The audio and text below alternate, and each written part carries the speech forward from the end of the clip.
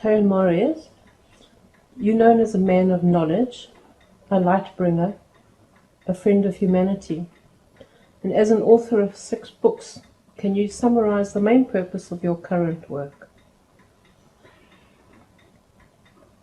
If I were to summarize the main purpose of my work, then it is really what I like to think of as bringing humanity its true heritage as man. What do I mean by its true heritage? For me, that is really knowledge about self. In other words, who are we? We all seem to think that we know who we are, but who are we really? What is the purpose of our lives, or is it really just about earning a living, having a family, watching the kids grow up and then die? Or is there a greater purpose to our lives?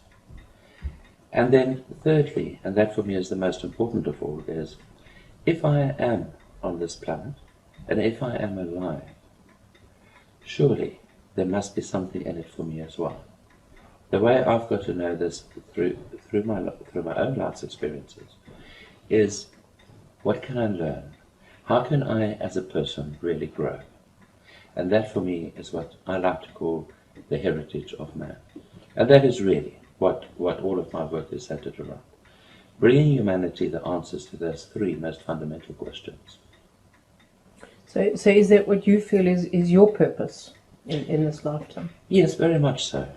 Because when I look at people around me, people generally speaking, most people, they're always seeking for something which will bring them a sense of happiness and a sense of fulfillment. Yet they so seldom find it. And what I've learned, again through my own experience, is because although they know they're searching, they don't really know what it is that they're searching for. You're known as a light bringer. What is this? What does that mean? Light bringer is a very difficult question to answer. And I suppose also nowadays it has so many different connotations because it's also known as the Bodhisattva. And because of people's understanding of the Eastern religions, this has become somewhat, let us just say, confused. But for me, a light bringer is exactly what the word says. It's bringing light. And if you think of what I said earlier about humanity's heritage, for me, that is shedding light on our purpose upon the physical plane as human beings. So really, a light bringer is someone who sheds light in the dark areas of our lives, the areas which we don't understand. You speak about your own experience in your lifetime.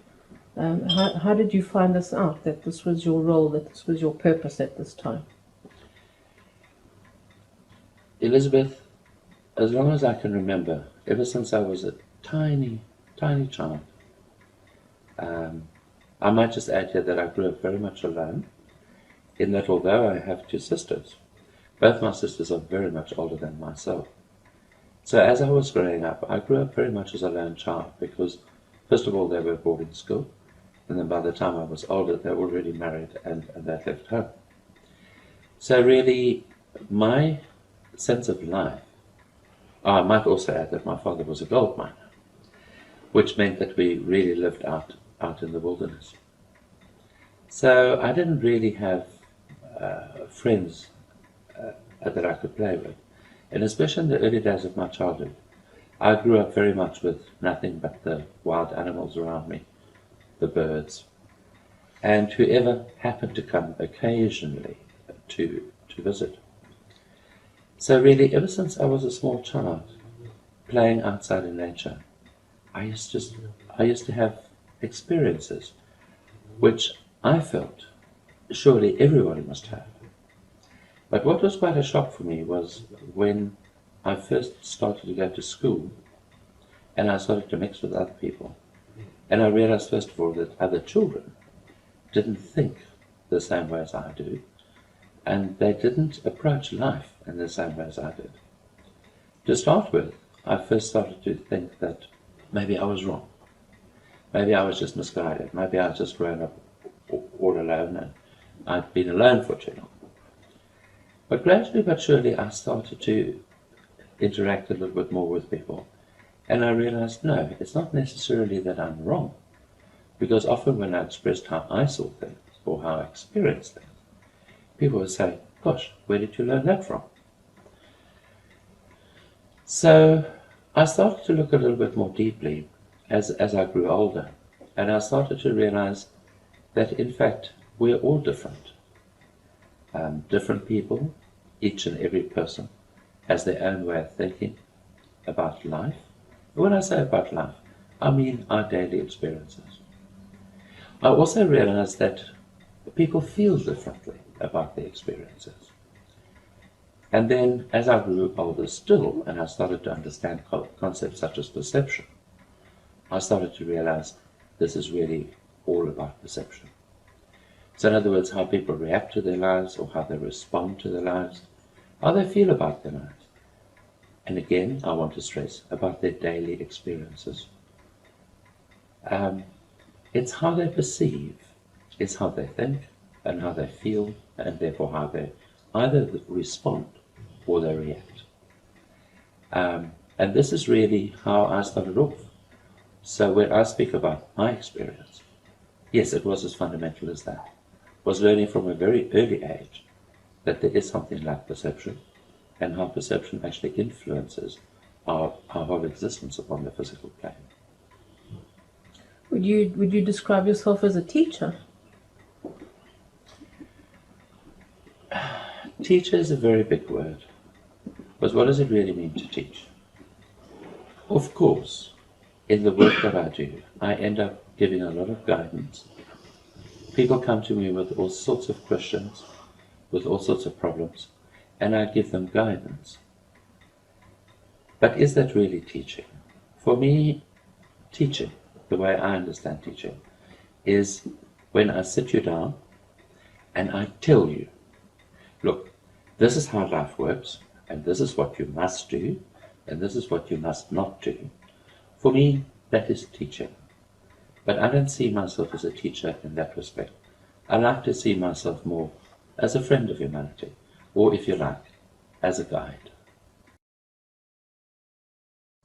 What does it mean then that when the student is ready, the teacher will arrive? What does that mean then in the context of what you've just said? I don't think we should take the word teacher literally. You know, within life we are forced to speak, and we are forced to use words. And so for the sake of clarity, if one looks at that particular statement which is just made, when the student is ready, the teacher appears. It is really a question of, because we have to use a word, we have to be clear.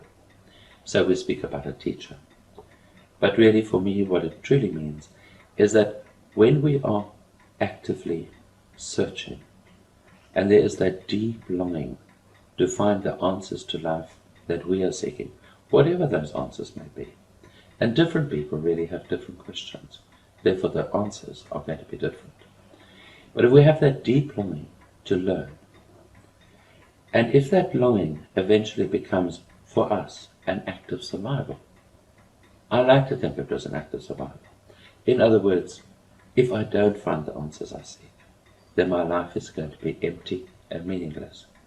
When we truly reach that point where we feel that we have to find the answers that we're seeking, then invariably we come across, or we stumble across, someone in our life that can actually help us to find those answers. And once again, I'm stressing the word help us to find. I'm not saying teach us. Did you yourself have somebody who helped you when those questions were at their strongest for you? No. I did have, I only discovered much later, I did have someone who guided me very strongly when I was young, and very firmly, so I might add. But then I wasn't really seeking for answers.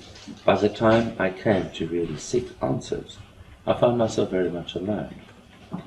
In that, I suppose in many ways, to be able to do the work that I'm doing today, I had to learn how to dig deep within myself and find there the answers that I really seek.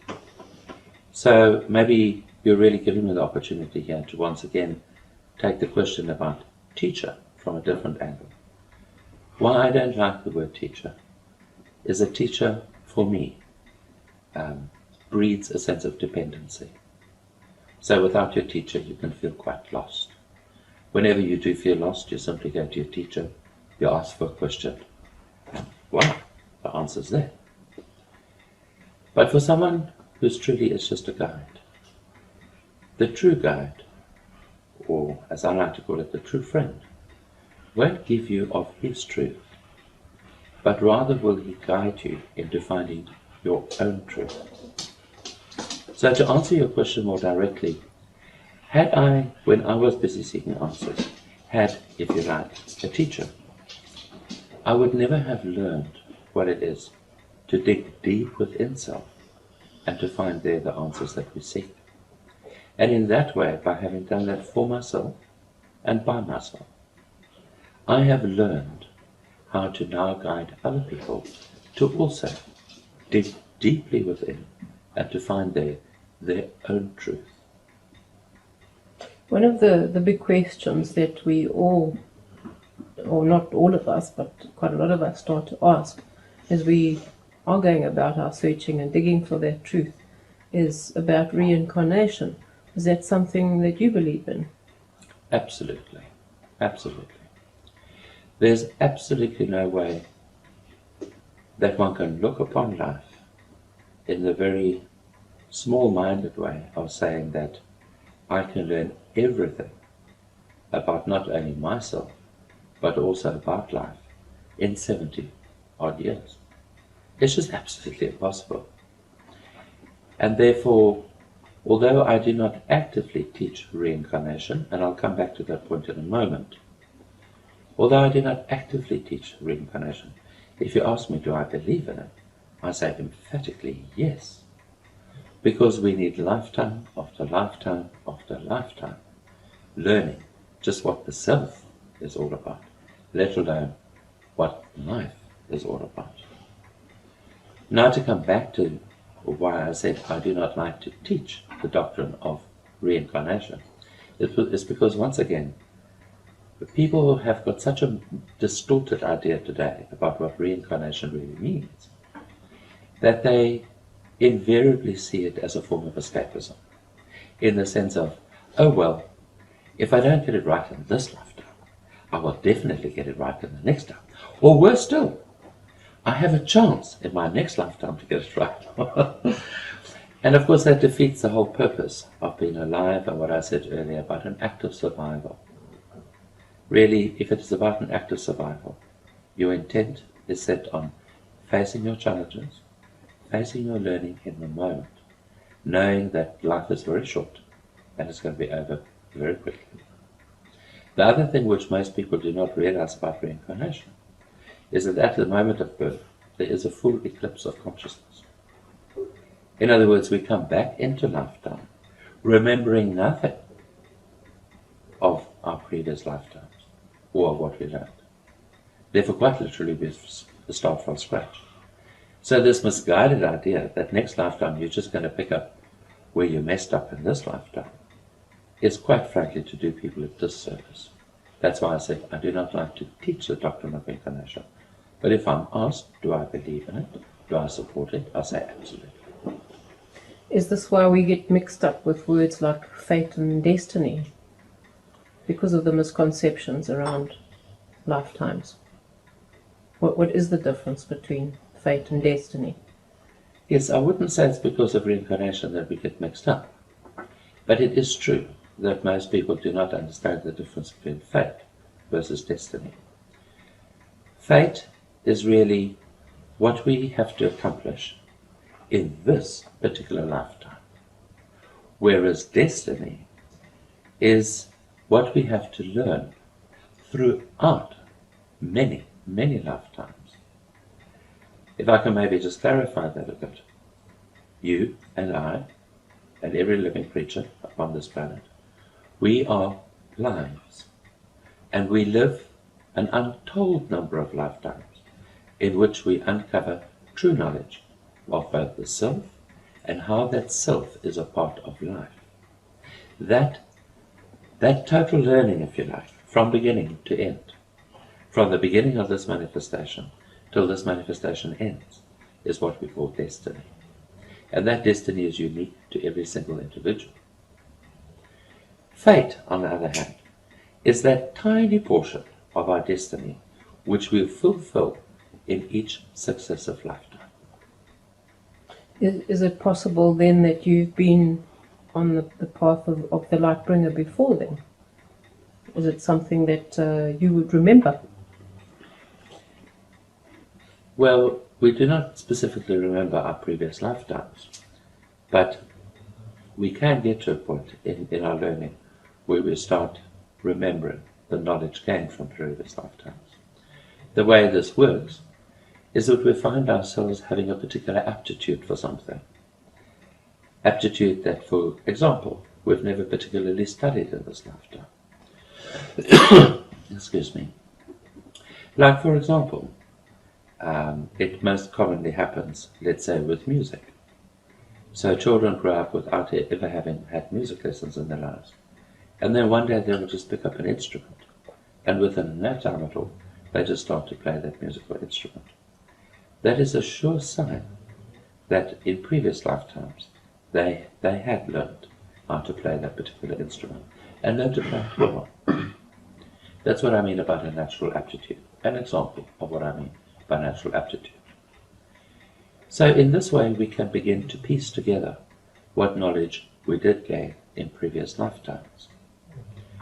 You asked me, were I a light bringer before? I'll say, no.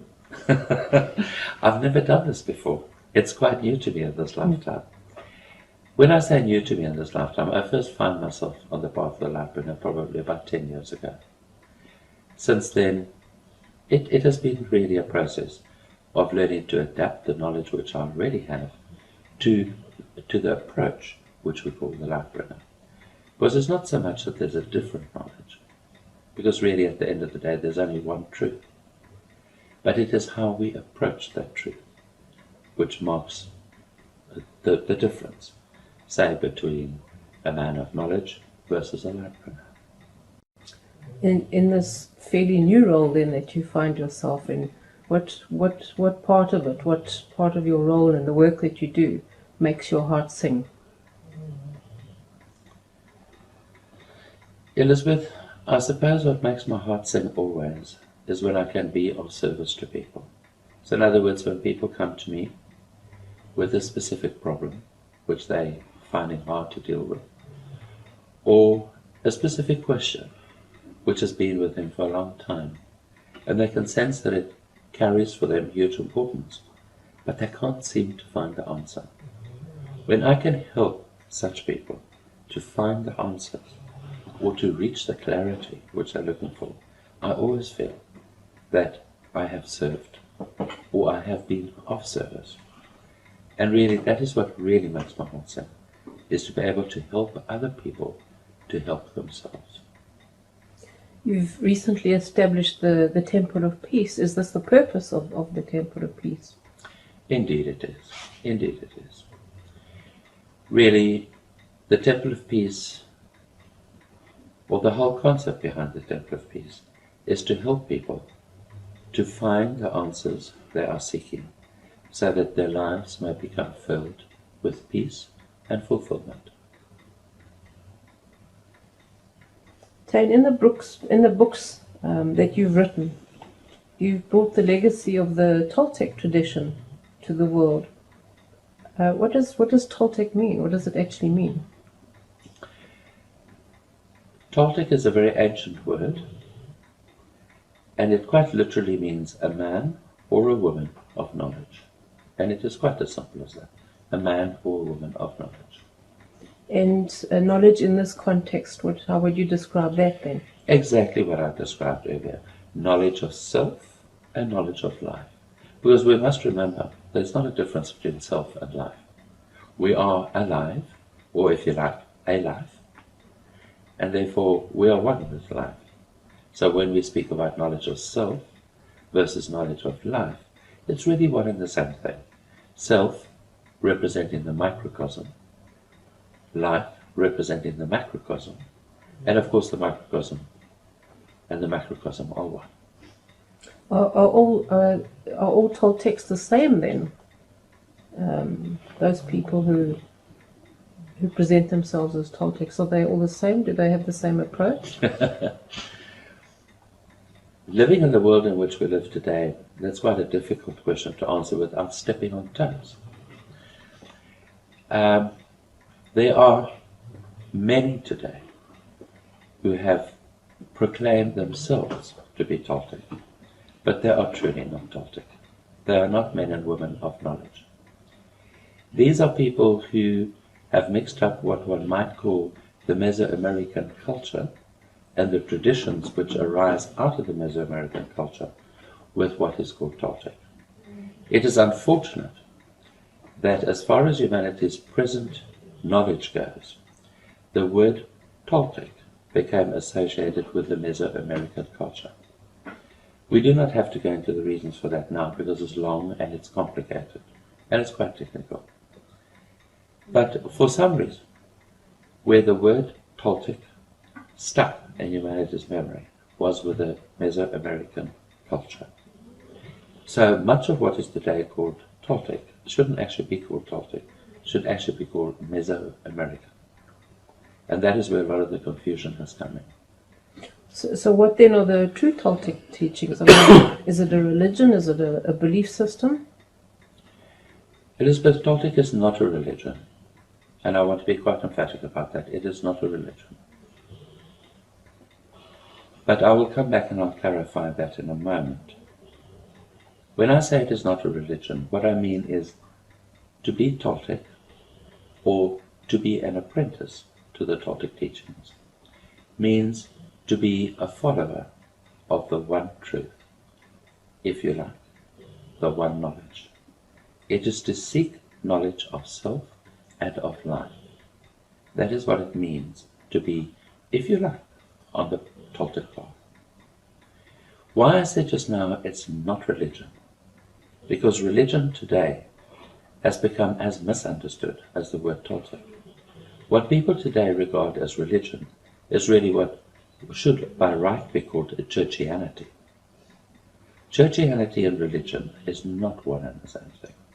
Churchianity is to follow the teachings of the church, whereas religion has everything to do with reaching back into time and digging deep into self to understand our roots of what we really are as human beings, or if you like, a son of God.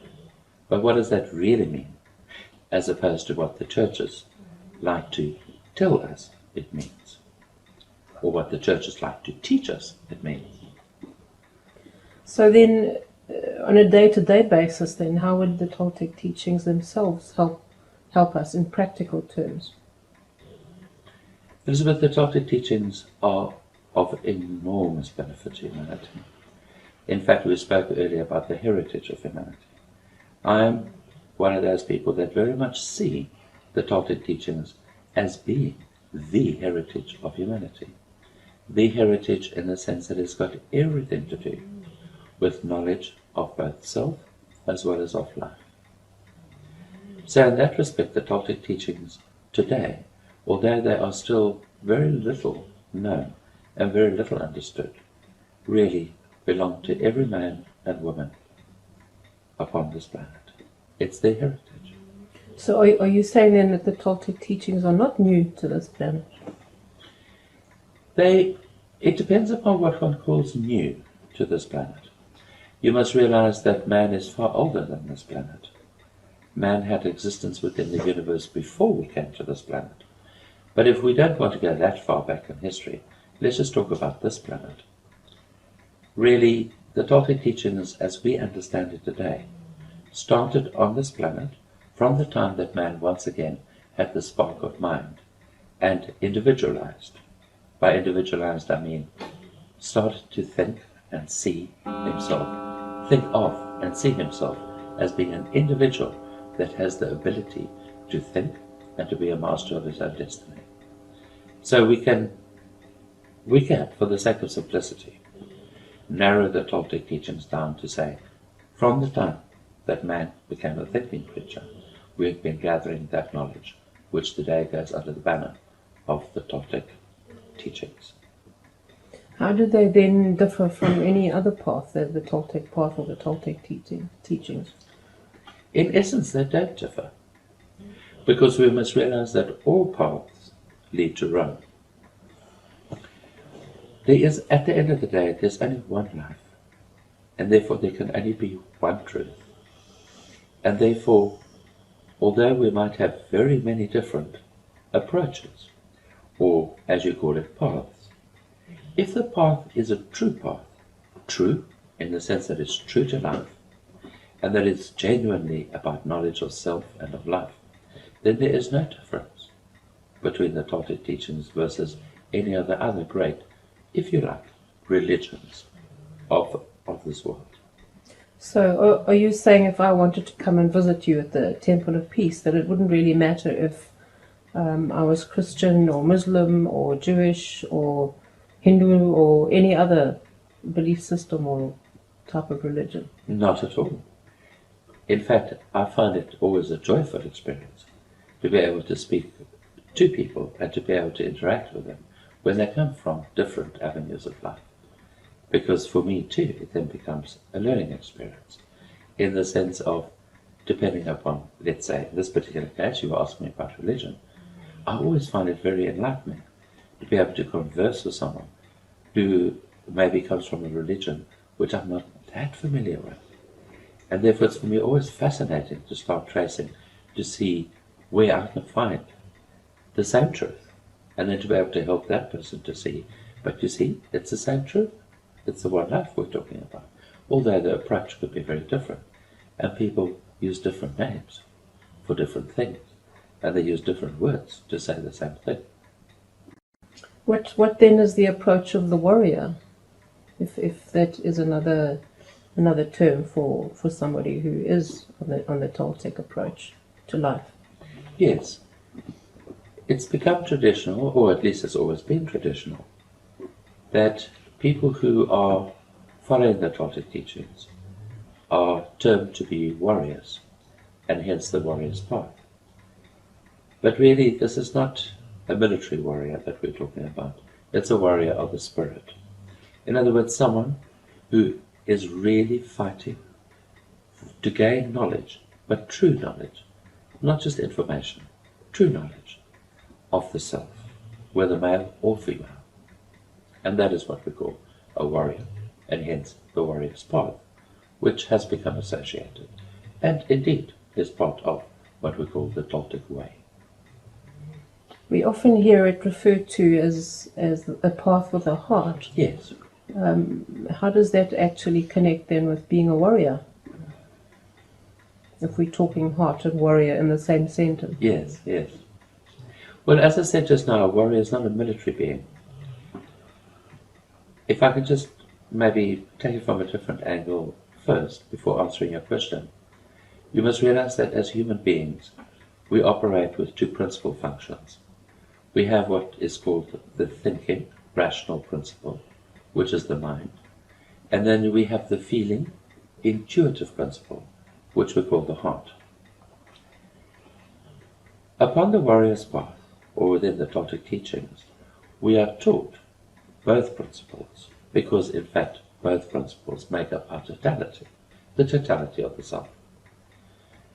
The way of the mind, or the rational thinking principle, we term the right side, and the feeling, intuitive side, we term the left side, or the heart. But when we refer to a path with the heart, it is because that's the ultimate goal. We can't just be thinking rational beings. We also have to feel, and we also have to be able to intuit life. And therefore, the aim upon the warrior's path is to start the apprentice off on coming to grips with how the thinking principle, or the mind, really works, and how it can be made to serve the real purpose of why we are on this planet. Once that much is achieved, it then becomes relatively easy to start understanding what the real feeling or intuitive approach is. And this might make more sense to you if we just look at where the world is at basically today. If one looks at the scientific fraternity as an example, or even the medical fraternity, generally speaking, feelings and intuition are scoffed at because it's regarded as being airy-fairy nonsense. But really, that is a great tragedy, because our feeling, intuitive side, although it is irrational and therefore very hard to understand, is truly our true essence. It's what really makes our lives into something which has great meaning, or something which is quite an empty intellectual process. And that is why I said just now, upon the warrior's path, the apprentice is trained to go from mind to heart. And ultimately, it's all about heart, once we know how to work with that which we call the irrational, and hence a path with the heart. You shared with us part of your growing up. Where were you born? Where did you grow up? Elizabeth, I was born in Zimbabwe. As I've already said, my father was a gold miner. But when I say a gold miner, he was what was then called a small worker. In other words, he wasn't an employee on one of the big mines, but he worked for himself. He was literally digging gold all by himself. So I very much grew up, as I also already stated, in the wilderness, because you don't find gold mines in the middle of cities. So in finding your path of the heart, and in your own digging for gold, where did you first hear then of the word or the concept of Toltec? If you were out in the wilderness, how did it actually come to you? Goodness me. I was already in my mid-20s before I first came across the word Toltec. And I suppose I was absolutely bewitched and bewildered by it, because I'd never heard of Toltec ever in my life before. And in fact, the way I came across it was in the first book, which was written by Dr. Carlos Castaneda. And I first read about, in fact, the word Toltec isn't actually mentioned in that book, but of course Warrior and the Warrior's Path is mentioned. And I absolutely loved what his benefactor, if you like his teacher, but I prefer to call him a benefactor, what his benefactor had taught him. Because Juan was his name, Juan Martes, wasn't actually his real name, by the way, but it's the way Carlos called him in the books. But Juan's words to Carlos just rang so true for me, which is why I said I became totally fascinated and bewitched. And I just had to know more. I just had to know what, in fact, why it rang so true for me. And so it was from there that I really started my own studies in terms of what is this warrior's path and what does it actually mean to be Toltec. So how did you find this book? I mean, did it fall on your head in a bookstore? Or? Almost. What had happened was I was doing a tour of Europe in 1977. I was on a study tour, as a matter of fact, going from city to city right throughout Europe and England, and also the United States and Canada, studying with various universities and various other institutions of learning. But it was during the summer break when the friend that I was traveling with and myself were having a short break with a relative of his in Switzerland. And this relative happened to have a skiing cottage up near the Alps somewhere. And she invited us to come and spend a weekend with her. Of course it was summer, so there was no snow. But because she and my friend were relatives, they used to sit around the table and gossip endlessly about, catching up on where all the relatives are at. And I felt completely out and had nothing to do. I had noticed that she had quite a nice little bookshop. So I asked her if she'd mind if I read one of the books. And I think it was about the first or second book I pulled out, which was the book, which was Carlos Castaneda's first book. And I had no idea what it was about. but I started to read it anyway. And within the first few pages, I was engrossed. I was just sorry they didn't have any more. And how did finding this book and these teachings affect your life from then onwards? Well, it was quite an amazing experience, really. Because, to cut a long story short, after that year was finished, I returned to Cape Town, which is where I was then living and working. But by then, I absolutely knew that I'd reached a point which I call an act of survival in my life. I really, really needed to find answers as to what was my life all about. What am I supposed to be doing in this lifetime? I might just add that by that stage, by the time I'd gone overseas, I'd already achieved huge success in terms of my career. And as far as my work was concerned, really I could pick and choose in terms of what I wanted to do in terms of earning a living. Because I'd reached what most people see as being success. But none of it brought me a sense of fulfillment. None of it. Because I had these burning questions within. I can't believe that I'm just on this planet in order to work, earn money, have a house, have a car, have friends, lead a social life. Even socially, I was very successful. They had lots and lots of people that I saw as my friends. They saw me as their friend. But I started to hate more and more the parties and the endless dinners and things that I went to, because it all seemed so meaningless. And people's conversations seemed so meaningless. So I was desperate to find real meaning in my life. So, in actual fact, that was part of the reason why I orchestrated, or why I arranged for myself to travel overseas on the study tour for a year, was I was hoping, against hope, that somehow if I just got out there and travelled for this year, I might just stumble across some of the answers that I was looking for. I didn't directly stumble across the answers, except I did find this book that we spoke about just now, which certainly had a huge impact on me.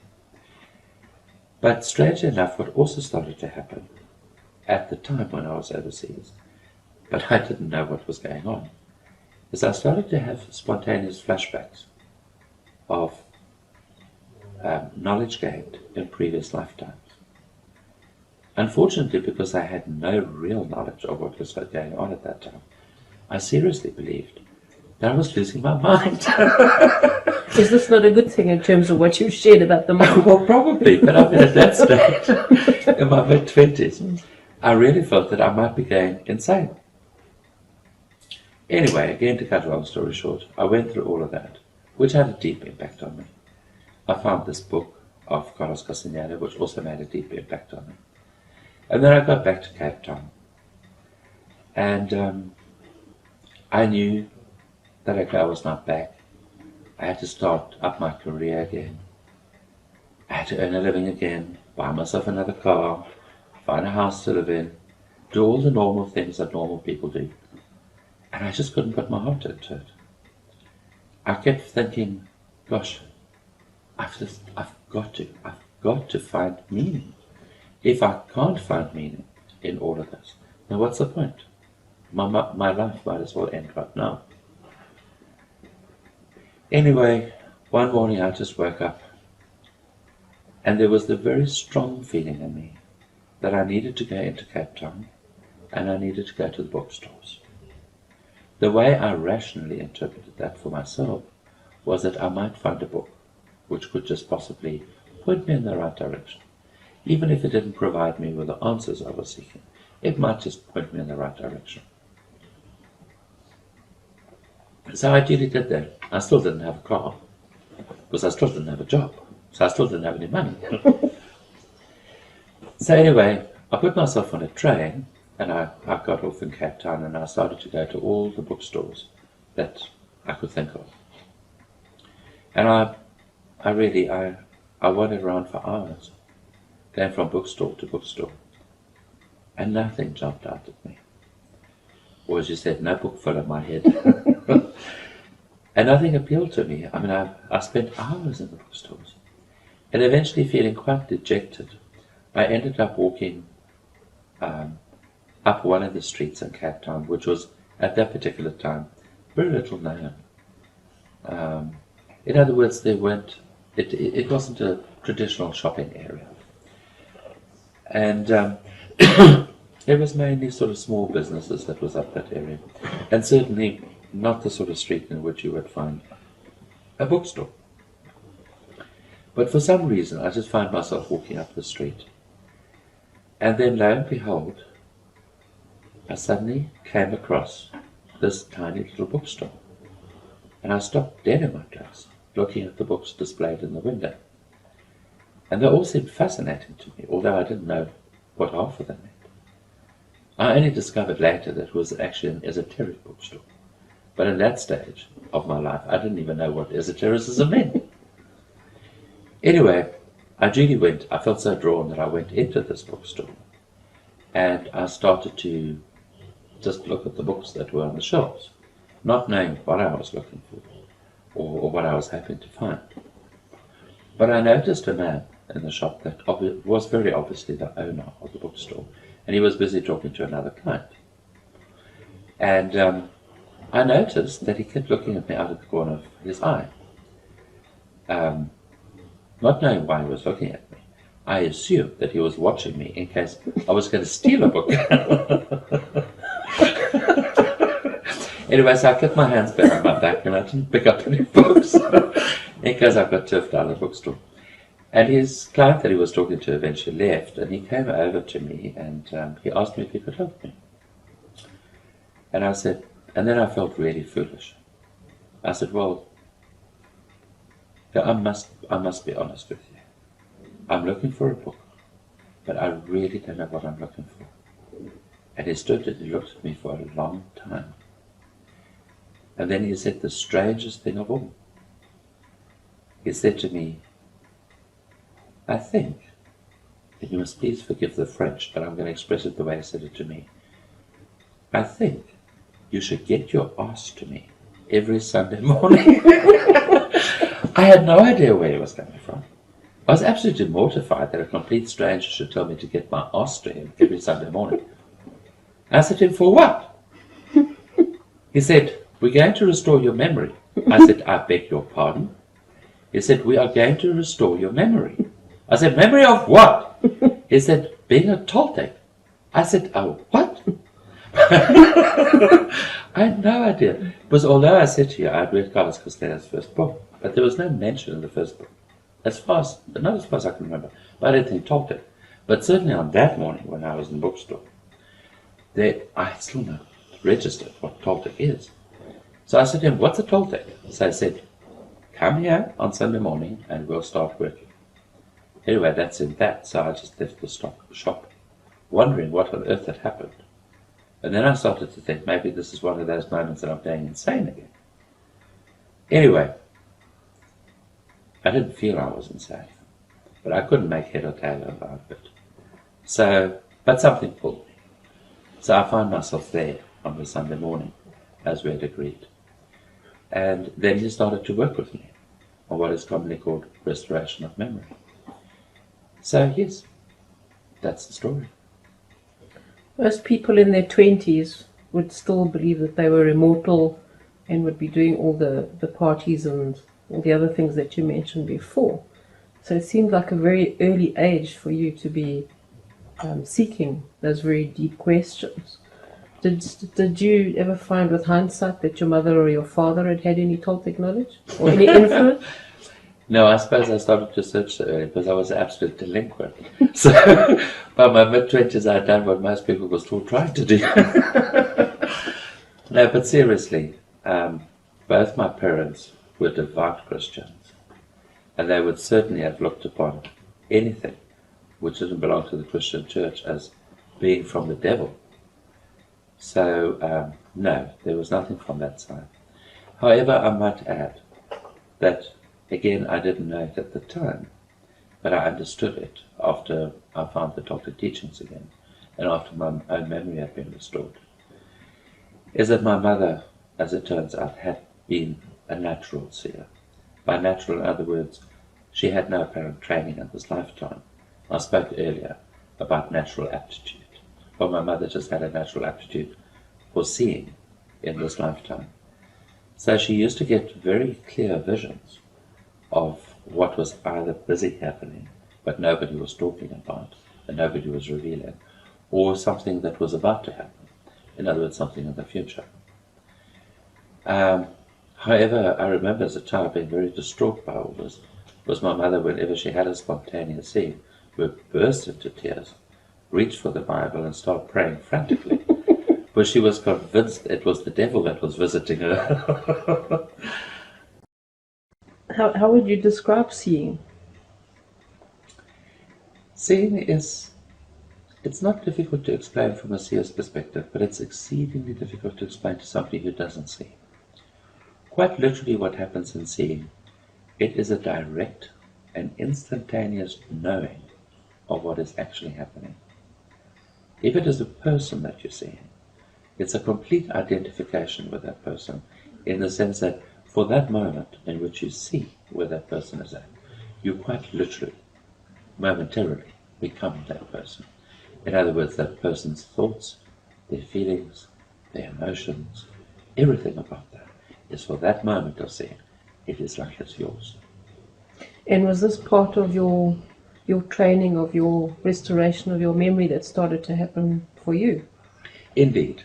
I didn't have it as a young child. I didn't have the ability to see. I was very sensitive and I was very intuitive. But I have no conscious recollection of being able to see as a child. But once I started with the restoration of my memory, then I started to see.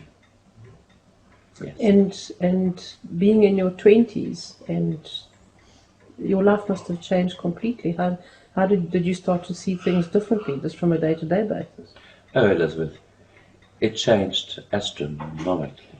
It literally, for me at the time, it felt like my life had been turned completely on its head.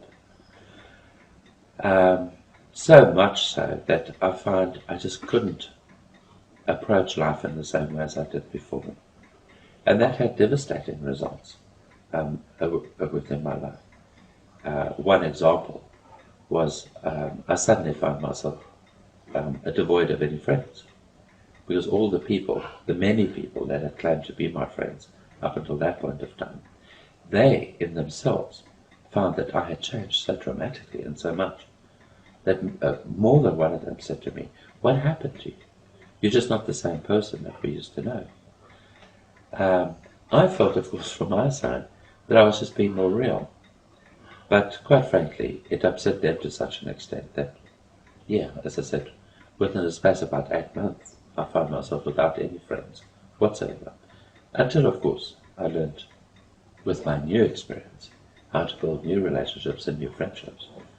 But no, it had a huge impact, astronomical impact upon my life. Everything changed dramatically from that moment on.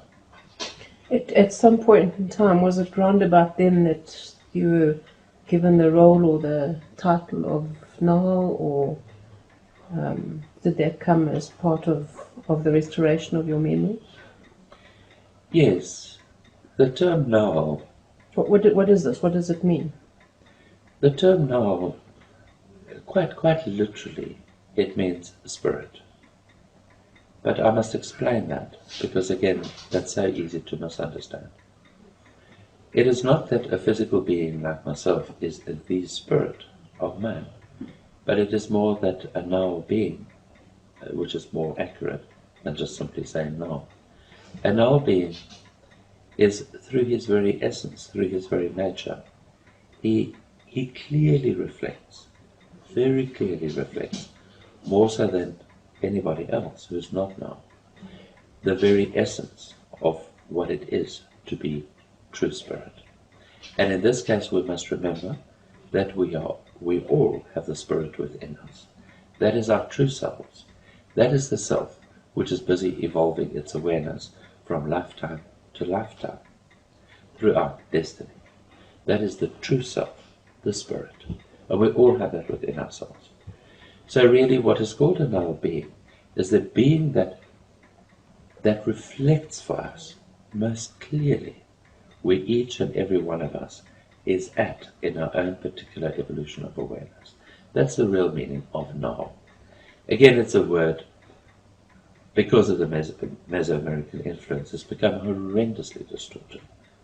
I believe some people even now call it a holy man.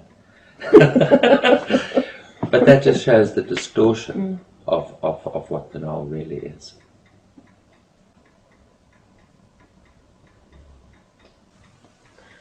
As I understood you shared that far from being a holy man, a null being is a being that best reflects for us where our spirit is at any point in time. Am I correct in how I've defined null?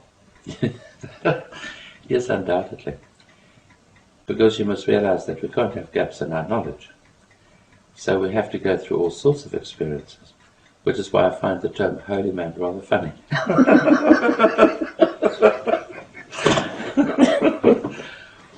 How did you find out that this was to be your role in this lifetime?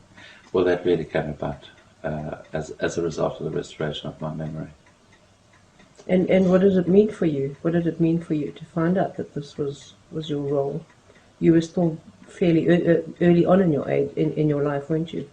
Age-wise. Yeah, true. To tell you the honest truth, I freaked out. I couldn't imagine how I was ever going to fulfill this role.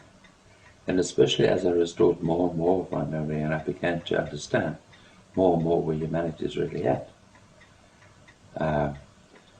So, unfortunately, I'm not, or perhaps fortunately, I'm not one of those people that look upon being null as being very glamorous or being very holy and sitting in some safe place and telling people, peace, brother. For me, it is literally having to roll up the sleeves and do some very hard work at helping people to sort out the problems in their lives. But as my memory was restored and I started to see where humanity is at, it was quite shocking for me to realize that where humanity is at today, and to really be able to help people in a meaningful way. By meaningful, I mean really being able to change their lives, is actually a huge challenge. Which is why I said, the more I started to see what a challenge it is, the more I freaked out. So far from being very enamored with the idea that I'm null, quite frankly, I didn't like it at all. There's a huge responsibility that comes with this role. Absolutely. How did your parents, your childhood, your careers up until that point, how did they prepare you for this role, if at all? Elizabeth, amazingly so. I actually started my career off in the theatre. I actually became a professional dancer, classical dancer. I also studied Spanish dance, as well as folk dancing, or what is better known as national dancing, which really entails the national dances of Europe, Eastern Europe, as well as Russia. And really, my experience in the theatre was an unbelievable experience. I started off in the theatre because I've always been drawn to the performing arts. I suppose why I was drawn to the performing arts was once again not so much the glamour of being on stage, but it's that wonderful opportunity of being able to go out onto that stage and give the audience your everything. So, although there are many performers that become performers simply because they enjoy the limelight, if you like, and they enjoy the applause and the flowers and everything that comes afterwards. For me, it never was about that.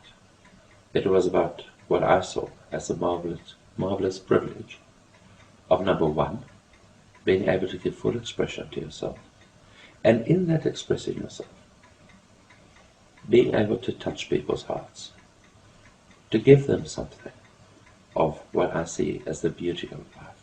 And that is what really attracted me. So, in that respect, my years in the theatre was wonderful preparation for the work I'm doing now.